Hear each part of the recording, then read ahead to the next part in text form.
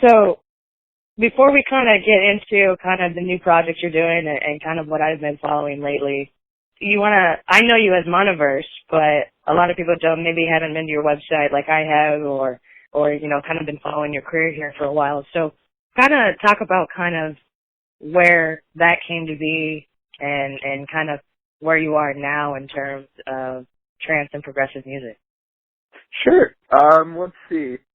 Well, I started producing music when I was about 19 years old. I was already DJing at that point and collecting music and playing outside of my bedroom, and I decided that I wanted to pursue music production. When I first started out, it wasn't as Monoverse. I actually had a different alias back then, and then I started working in a collaborative project with two other guys online that was called Adastra. And, life kind of gets in the way of a three-person collaborative group sometimes, so I started producing just my own music again. And that's when I picked up the alias Monoverse and started working with record labels like Infrasonic and Alter Ego Records, small independent trance labels. And over time, I worked my way up, started working with bigger labels like Enhanced Music at first, and then Armada Music. A lot of people know me for my releases on Marcus Schultz's label, Cold Harbor Recordings now. And so that's where I am now. More recently I've played a couple bigger shows like EDC New York at MetLife Stadium 2 years ago, and then most recently Governor's Island in New York with Ali and Fila for FSOE. And that's where I am now, just working on music and keeping up with my radio show, which airs twice monthly on After Hours FM, and I run that as a podcast as well.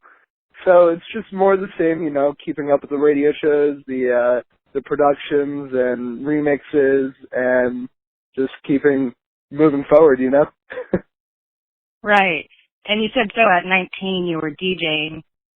Was there like a trigger or a reason? I'm just always curious because you always see the DJs are also producers like yourself. So other than producing the music, what kind of made you start producing after being a DJ, or is it just basically how the scene has gone?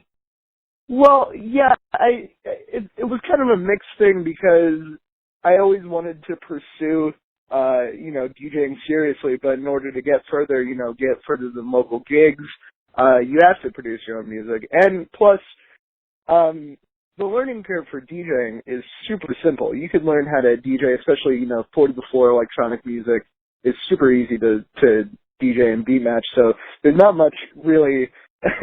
I don't want to say that there's not a talent in it, because reading the crowd and everything, that is a talent, but the actual technical side of DJing is actually super simple.